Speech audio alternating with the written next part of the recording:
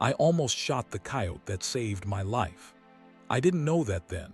All I knew was that it wouldn't shut up, and every sound in the mountains can get you killed. I had been retired for 6 years.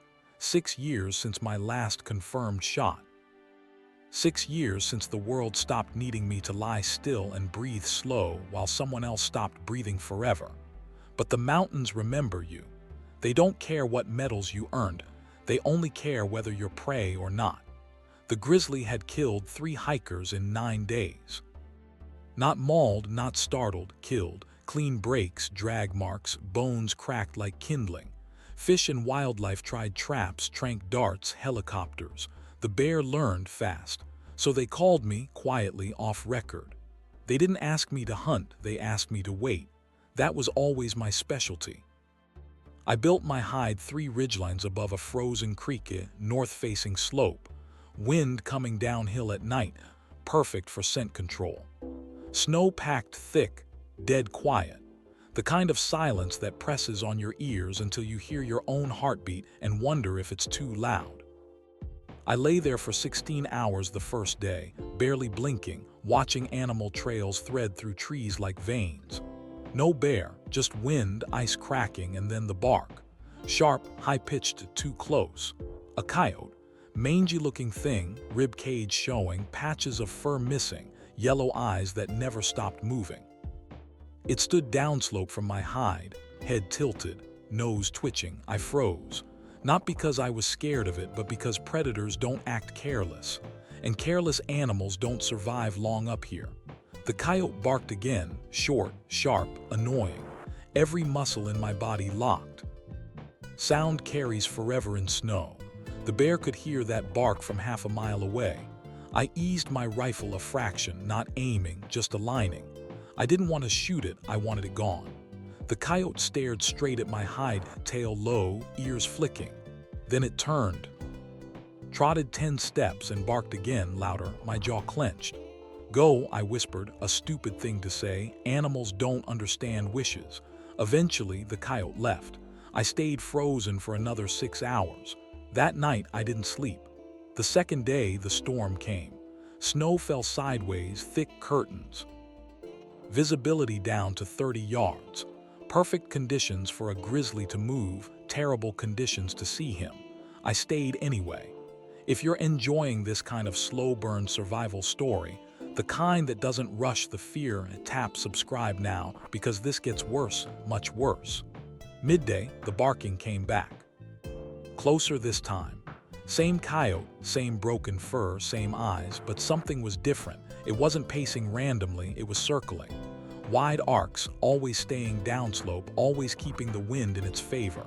That's when irritation turned into unease. Coyotes don't flank. Soldiers do. Hunters do. Predators do. The coyote stopped, looked upslope, then barked twice fast. Not alarm, not fear. Warning, I ignored it. That's mistake number 1, and you don't get many of those. I tracked bear sign through my scope. Claw marks on a pine, fresh scat half buried in snow, steam still rising. He was close, very close. The coyote barked again. I whispered a curse, heart rate ticking up, finger resting on the safety. The sound stopped. Silence poured back in, thick, unnatural. That's when you should be afraid. I scanned left, right, up the tree line, down the creek. Nothing. Then, behind me, snow crunched. Not loud, not careless, slow, measured, a heavy step. The kind that knows it owns the ground it walks on. Every instinct screamed. The coyote exploded from the trees behind me, fur bristling, teeth bared, barking directly past my head. Not at me, past me. I turned and saw brown fur filling the world. The bear was already within 20 feet. Head low, eyes locked, mouth slightly open.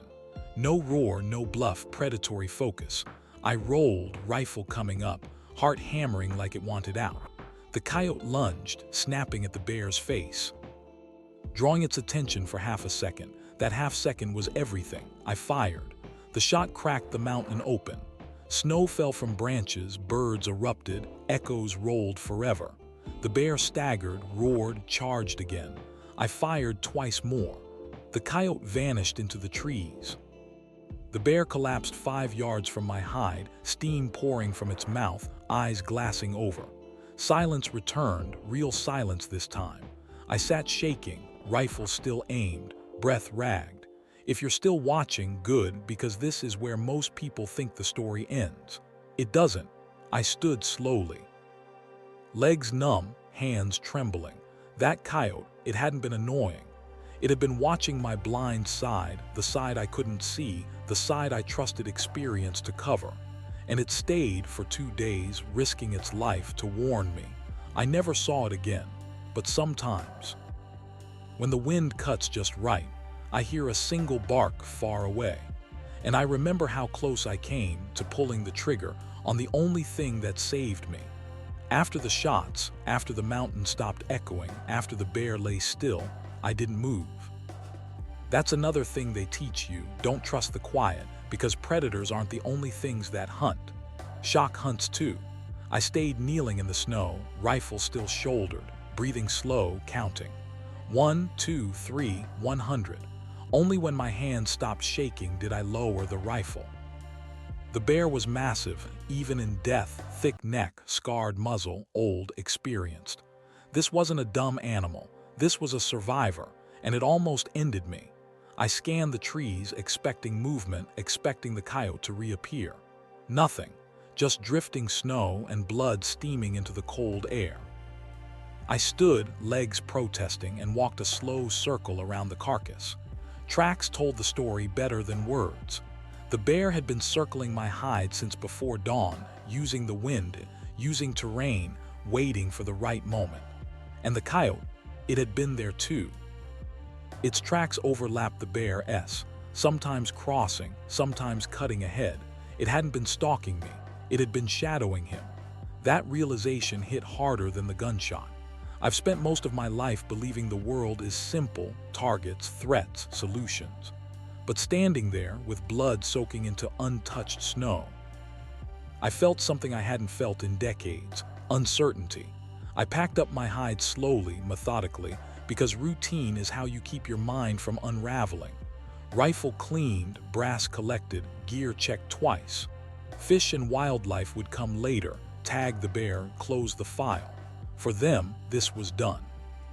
For me, it was just starting. That night, I camped lower on the ridge, a small fire, low smoke, no unnecessary light. I couldn't stop thinking about the coyote. Why stay near a human? Why risk a bear? Why bark? Why warn? Animals don't do charity. They do survival. As the fire burned low, I remembered another winter, another mountain, another pair of eyes watching from the dark. Years ago, overseas, a different war. I'd been pinned down for 3 days, no movement, no shots, just waiting. A stray dog had followed our unit, skinny, half-blind, ignored by everyone. Except me. The dog would growl before ambushes, pace before mortars, refuse to move when something was wrong. Saved us twice. Died the 3rd time. I hadn't thought about that dog in years. But grief doesn't disappear, it just waits. If this story is pulling you in, if you're feeling that slow tension building, hit subscribe now, because what happened next made me question everything I thought I knew about predators and about myself. The second night, the wind shifted. That's when I smelled it. Not bear, not blood. Rot. Old, deep, wrong.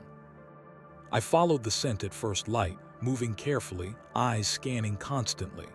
The trail led downslope, past my original hide, past the bear, toward a ravine thick with fallen timber. Then I saw the bones, not fresh, not scattered, stacked. Small animals, deer, even a moose calf, gnawed clean. Arranged almost deliberately under an overhang. This wasn't the grizzly. This was something else. A den used for years. That's when the hair on my arms rose. The bear I killed, it hadn't been the first predator here. It had been the latest. And something had been living alongside it. Using its kills, avoiding its wrath. The coyote. I followed the tracks deeper into the ravine, every sense screaming caution. That's when I heard the bark again. Not close, not far, measured. I froze. The coyote stepped into view, limping slightly, one ear torn, eyes locked on mine. It didn't run, it didn't growl. It turned, walked a few steps, then stopped, looking back. An invitation or a warning. I've faced men with rifles, bombs, snipers better than me. This felt different. I followed. The ravine opened into a narrow clearing, sheltered, quiet. And there, half buried in snow, was a second carcass. Another grizzly. Older, larger, dead for months. Claw marks covered the rocks around it, not from feeding but from fighting. The story clicked into place. Two apex predators sharing territory, locked in a long, silent war, and a small scavenger caught between them. The coyote wasn't protecting me out of kindness. It was protecting balance. The bear stalking me was the aggressor, the one tipping the scales. If I died, that bear would dominate and the coyote would starve or be killed. I wasn't the center of the story. I was a variable.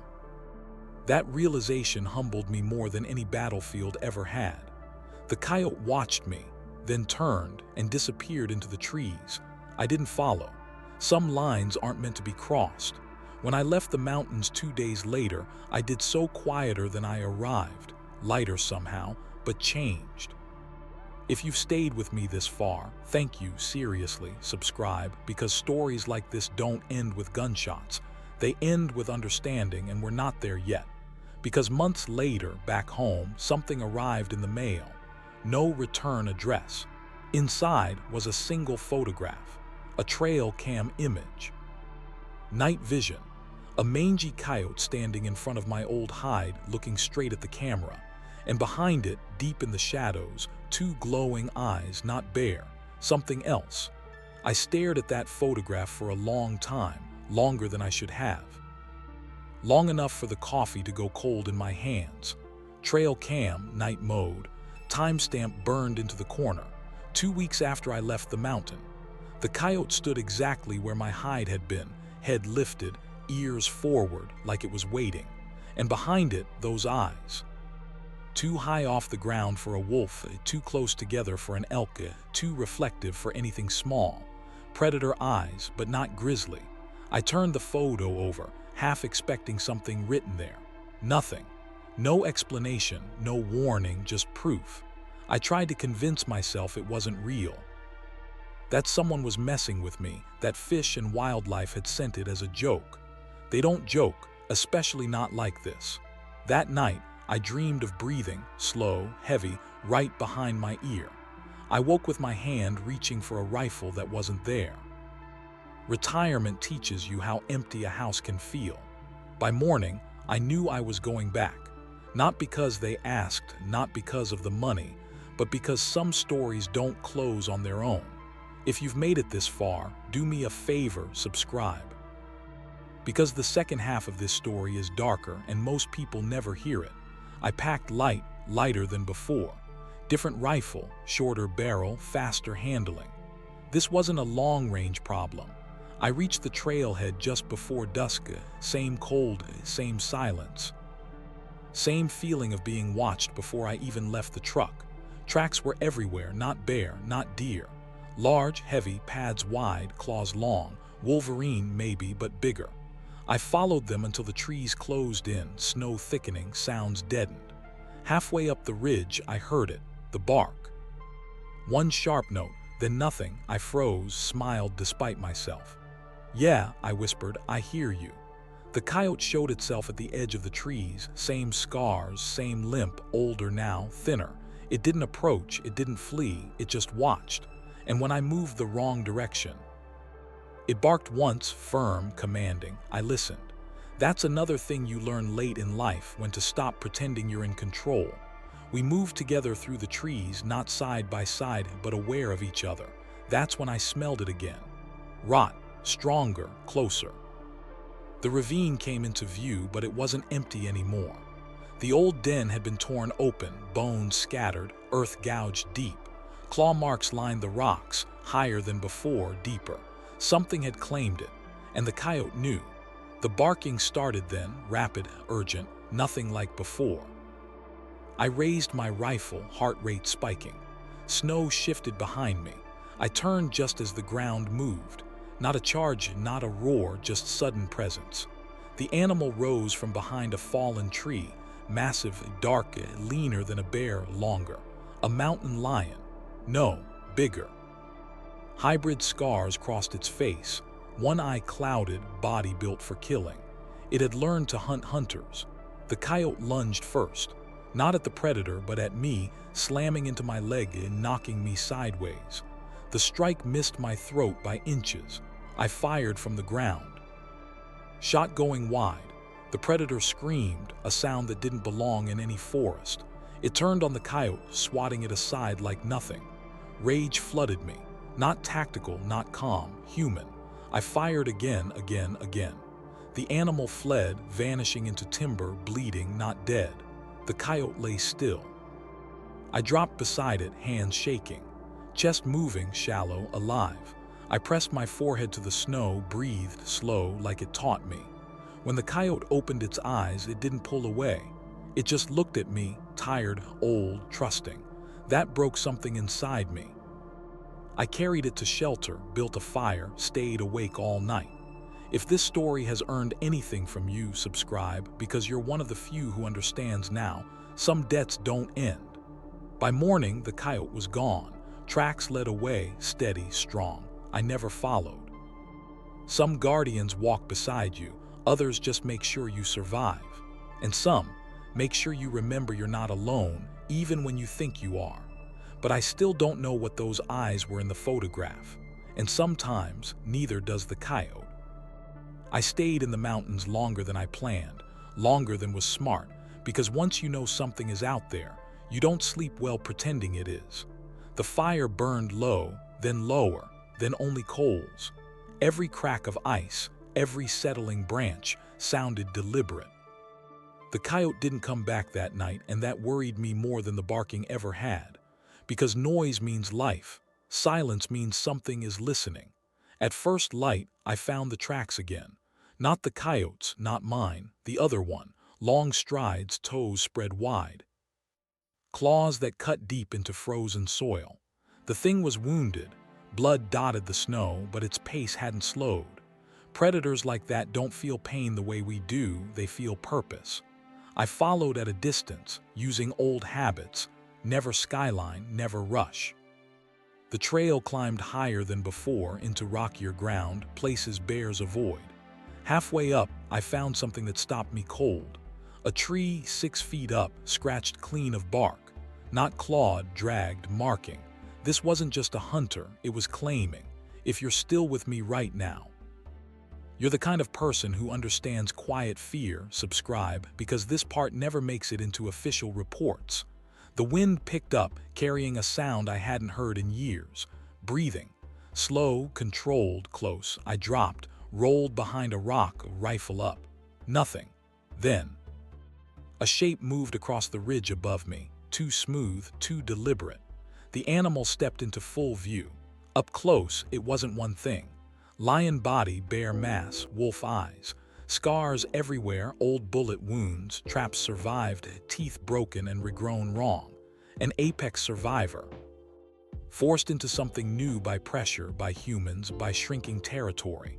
It looked at me the way a sniper looks at a target, not hunger, assessment. We stared at each other for a long time. Then, from behind me, the bark, not sharp, not loud. Low, steady. The coyote stood on a rock, fur bristled, tail down. It didn't charge, it didn't flee, it held ground. The hybrid predator shifted its attention, calculating, confused. That hesitation saved me. I fired. The shot hit shoulder, bone shattered, the animal screamed, but it didn't fall, it charged, time narrowed. I fired again, each shot buying inches. The coyote lunged at its face, snapping, distracting. I don't remember pulling the trigger the last time, I remember the impact. The predator collapsed 10 feet from me, snow exploding around its body, breath hissing out in long red clouds. Silence followed. Real silence. The kind that comes after something old finally stops moving. I stood there shaking, rifle empty, ears ringing. The coyote approached slowly, limping, blood on its flank. It looked at the dead thing, then at me. And for the first time, it wagged its tail, just once. Then it turned and walked away, disappearing into timber like it had always belonged there. I didn't follow, I never would. Because some protectors don't stay, they just make sure the balance holds. Later, when authorities came, they called it an anomaly, a rare mutation, a tragic convergence of ecosystems. They asked questions, took measurements, filed reports. They didn't ask about the coyote, and I didn't tell them. Some stories don't belong to systems, they belong to witnesses. If you've made it to this point, you're one of very few. Subscribe, because the final truth isn't about animals.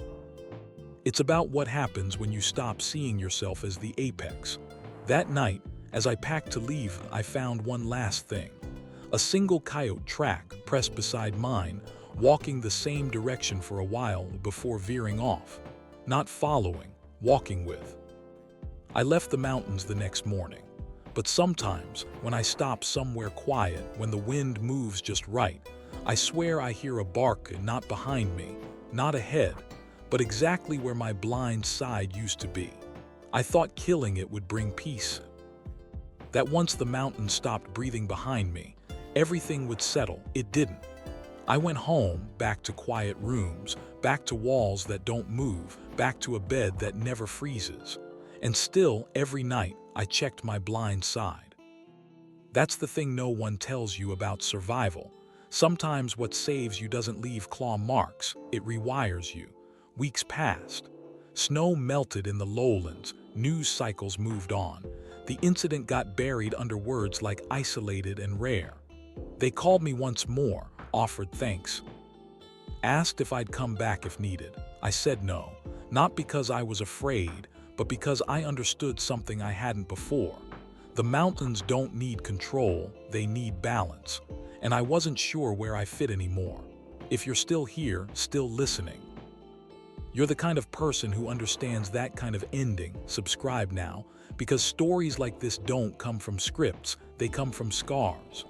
One evening, late, long after dark, I heard something outside my house. A single sound, short, sharp, familiar, a bark. I froze, rationally. It couldn't be. Coyotes don't cross states for gratitude. They don't knock on doors. They don't remember people the way we want them to. Still, I didn't move for a long time. When I finally stepped outside, there was nothing there, just moonlight. And wind moving through trees that weren't ancient enough to care. But in the dirt near the fence, one track. Small, light, already half smudged. I didn't photograph it, didn't measure it, didn't tell anyone. Some proofs aren't meant to be shared. Months later, I started getting letters. Not hate. Not praise, questions. People who'd heard pieces of the story, who felt watched in the woods, who thought an animal was stalking them, who survived something they couldn't explain. They wanted reassurance, confirmation, permission to believe they weren't crazy. I never answered directly. I told them this instead. Predators don't always hunt to kill. Some hunt to protect territory, some to protect balance, some to protect something smaller than themselves. And sometimes, you're not the target, you're the thing being guarded. The last letter I ever got had no name, just a sentence. I didn't shoot. I understood immediately. That's when I realized why this story matters, why I'm telling it now, why you're hearing it. Because we live in a world that teaches us to pull the trigger first, to eliminate discomfort, to silence the noise. That coyote was noise. Annoying, persistent, inconvenient. And I almost killed it.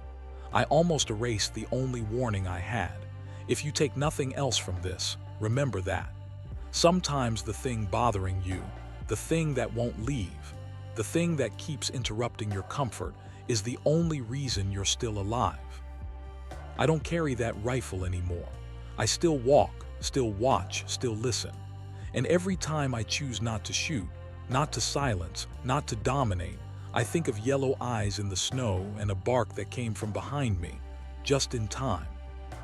If this story stayed with you, if it made you pause, if it made you listen a little closer, subscribe. Because this channel isn't about monsters, it's about misunderstanding them. And the last thing I'll say, the truth behind the hook, the line that still wakes me up some nights. I almost shot the coyote that saved my life, and I don't think it ever stopped watching my back.